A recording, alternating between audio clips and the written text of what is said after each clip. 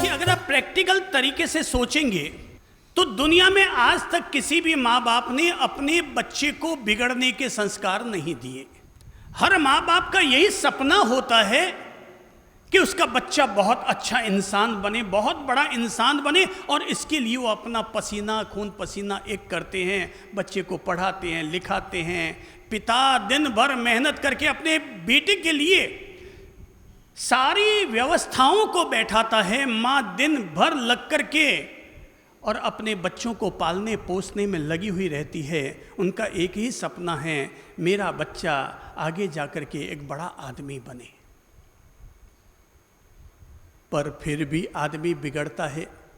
अब सोचो क्यों? माँ बाप ने नहीं बिगाड़ा।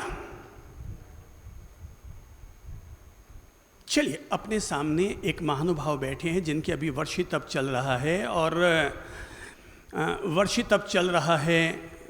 पहले खूब गुटखा भी खाते थे, पर बाद में इन्होंने हमारे पास आकर के गुटखा भी छोड़ दिया। पर हम इनसे एक सवाल पूछते हैं, प्रभु जी आपको गुटखा खाना किसने सिखाया? मम्मी पापा ने, भैया ने, आपकी धर्मपत्नी ने, आपके बच्चों ने? किसने सिखाया हैं?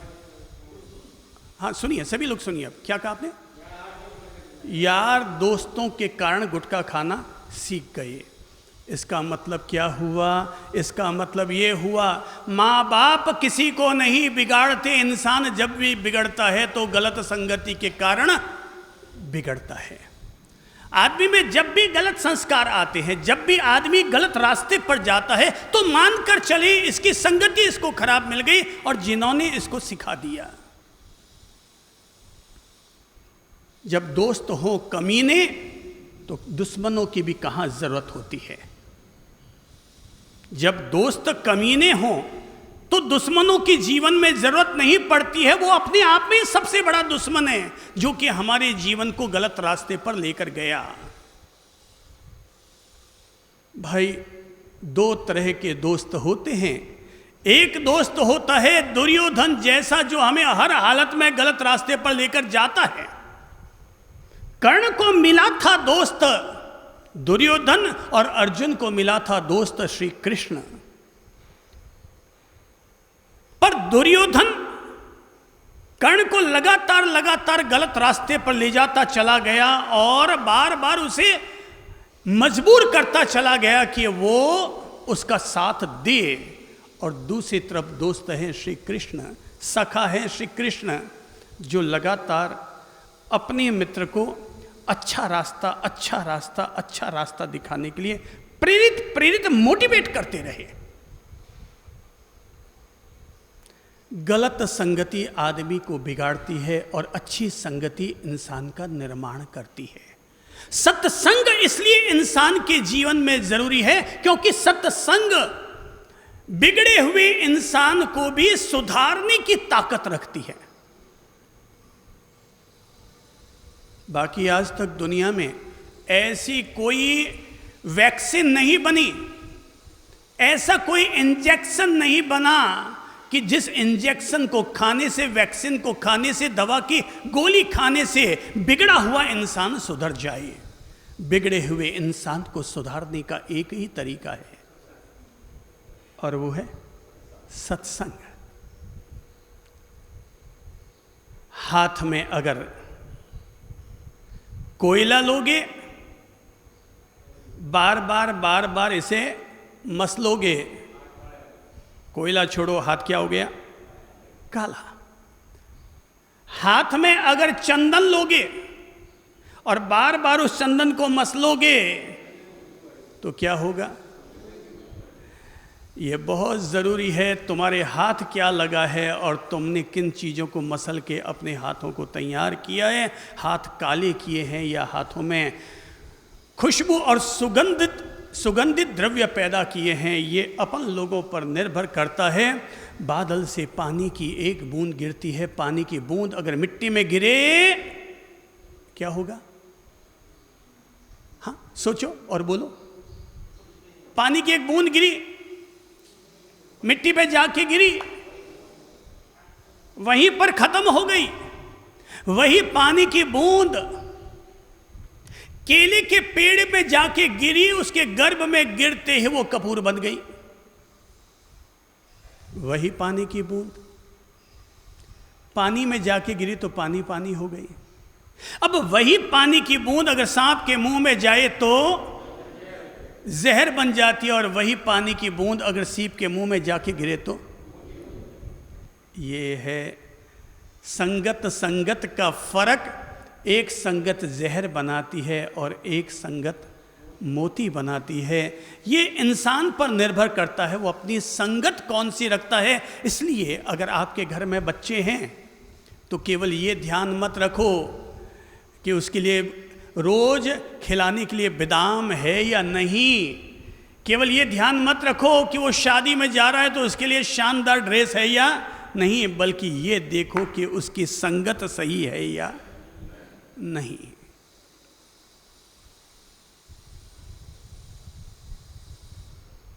सत्संग करता क्या है? कुसंग और सत्संग में इतना सा फर्क होता है। कुसंग आदमी को हराम बनाता है और सत्संग आदमी को राम बनाता है। कुसंगत में जाएंगे तो इंसान अंधेरे के गर्त में जाके गिरेगा, और सत्संग में जाएंगे तो हमेशा उसका हर कदम प्रकाश की तरफ बढ़ेगा। वो हमेशा उजालों का राहगीर बनेगा। हम लोग स्कूलों को महत्व देते हैं, कॉलेजों को महत्व देते हैं।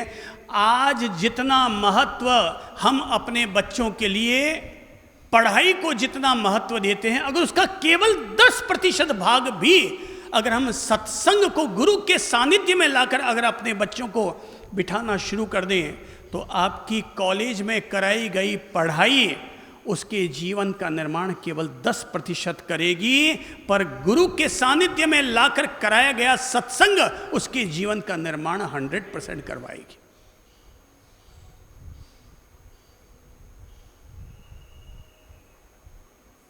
जितने भी अपराधी हैं ना, सरकार एक काम करती है कि गुंडों को, अपराधियों को, दादागिरी करने वालों को सबको ले जाके जेल में ठूक देती है, और वहां ले जाकर करवाती क्या है?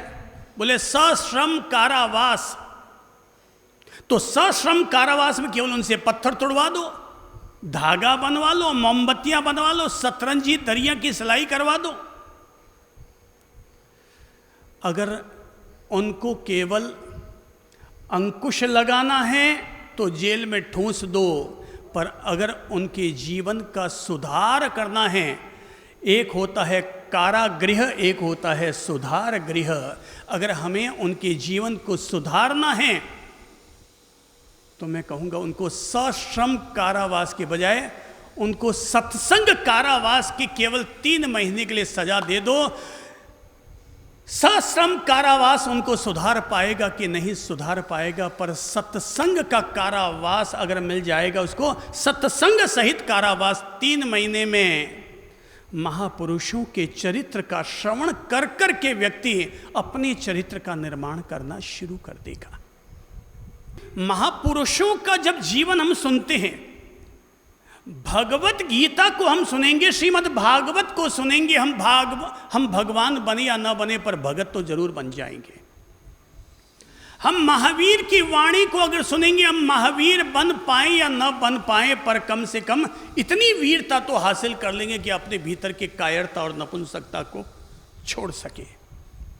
महापुरुषों का जीवन ही ऐसा होता है जो इंसान को भीतर से बदले। तो अपराधों को अगर दूर करना है, अपराधियों की अपराध भावना को अगर दूर करना है, सत्संग करो। आपको लगता है ना, आपका पड़ोसी या आपका अपना घर का या अपना काके बाबे में भी किसी का बच्चा बिगड़ गया है, नहीं सुधर रहा है, नहीं सुन रहा है, जिद्दी हो गया है, ये वो हो गया है, माँ बाप की बेइज्जत करता है, गुंडागर्दी करता है, शैतानी करता है, कुछ मत करो। आपके अगल बगल में जो भी गुरु महाराज किसी भी परंपरा के हों, बस केवल वहाँ आप खुद जाओ और जाते समय उसे भी अपने साथ लेकर के चले जाओ। बस आपको केवल एक काम करना है, उसे अपने साथ उसे वहाँ ले जाके बैठा देना है। वो नहीं सुन रहा है, मत सुनने दो। उसको रुचि नहीं है, भूल जाओ, बस केवल वहां जाके के बैठ रहा है। एक बात तय है, सूरज के प्रकाश में दिया जाकर बैठेगा, जलेगा या नहीं जलेगा पर प्रकाशित तो होना शुरू हो जाएगा।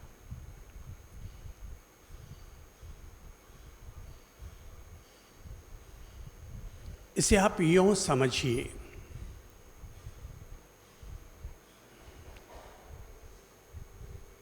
एक बच्चा बहुत बिगड़ा हुआ था, घर वाले समझा समझा के थक गए। वो पी भी लेता था, खा भी लेता था, और भी चीजें कर लेता था। आखिर उसका पिता उस बच्चे को लेकर के हमारे पास आए और मुझे कहा कि गुरुदेव अब आप ही बताइए कि मैं इसे कैसे सुधारूं।